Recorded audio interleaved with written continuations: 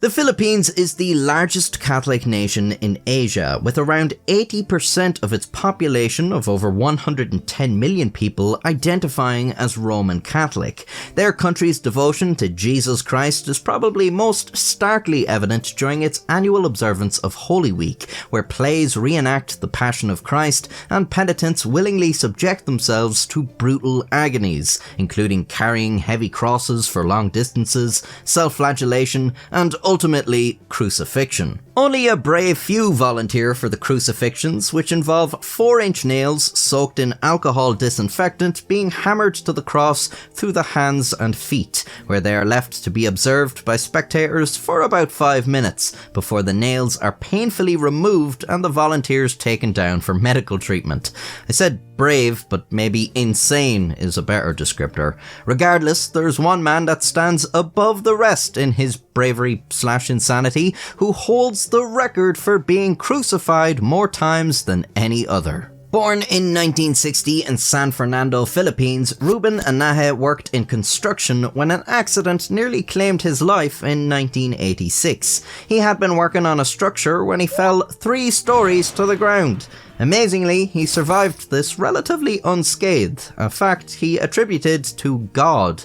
To show his appreciation to the Lord for saving his life, he promised God that he would be crucified 27 times in the Holy Week rituals that have taken place in the Philippines for decades. It seems hard to believe that God would approve of this, but how else do you pay back the man that literally has everything? Enaje made a promise though, and by God he was going to keep it. And so, every year from 1986 on, he was crucified in the Passion Plays, dedicating his suffering as appreciation for God and petitions for the good health of his family, and peace and love and all that good Christian stuff. In 2013, after 27 years of annual crucifixions, he had fulfilled his promise to God. Fair play to him. I know people who'd swear up and down they'll repay the loan of a $5 and can't even manage that. But 27 years worth of crucifixions? This man's word is stronger than every major world economy combined. As a result, demand for his services as a labourer increased dramatically. After all, people knew that if this guy looked you in the eye, shook your hand, and his hand didn't fall apart from the structural damage incurred by having steel nails driven through it, then he was going to do exactly what he said he'd do. Unfortunately, however, it turned out that Ruben Enaje was actually a massive liar, because he then continued to be crucified year after year. He would explain that his advancing age was making it harder and harder for him to continue, worrying that the crucifixion might leave him dead on the cross and his family without a father.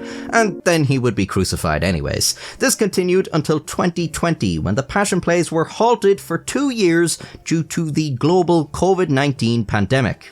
Safety first. When the rituals resumed in 2023, Enaje claimed that this would be his last year to be crucified. He was crucified again the following year in 2024, his 35th crucifixion. He dedicated the act to world peace, specifically citing the wars in Ukraine and Gaza, as well as the heightening tensions between the Philippines and China in territorial disputes in the South China Sea, mentioning the impact these events have on ordinary people who have no part in their cause. The 63-year-old once again mentioned his age playing a key role in his reluctance to be crucified again, but it remains to be seen if 2024 was truly the year of his final crucifixion. Although the practice of crucifixion dates back thousands of years, it has most usually been used as a form of execution, meaning Ruben Enaje may be the most crucified man to ever exist. An unusual record to hold for sure,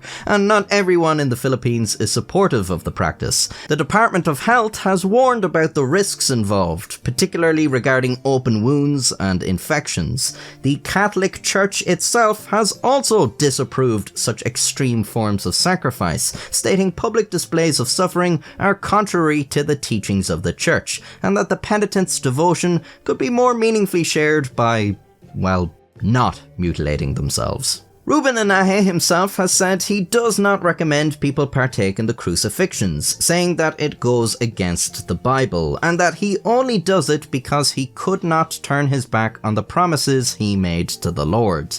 This is obviously insane, but I kind of almost respect and maybe even admire the strength of his convictions. I don't think I hold a single belief that I wouldn't immediately renounce under the threat of crucifixion. Thankfully, leading a quiet life of making videos on the internet, I'm only occasionally threatened with crucifixion. If you liked this video, I've made many others for you to watch and enjoy, and you can subscribe to see them as I release them. You can join the channel membership if you'd like to support me monetarily, and receive a few perks as well. Until next time, stay safe and uncrucified. Starkly evident during its annual observance, you fool. Enaje made a promise to God though, Enaje made a promise though, and by God he was going to keep it. And so, every year from 1960... This man's word is stronger than every major world currency combined. Every major world economy, where did I get that from? Can't read. And peace and love, and all that good Christian stuff. In 28... The Department of Health has warned about the risks involved, particularly concerning... What is happening? I'm looking at the word and saying something else. And not everyone in the Philippines is supportive of the practice. Fuck. I was good up until that. Although the practice of crucifixion... God...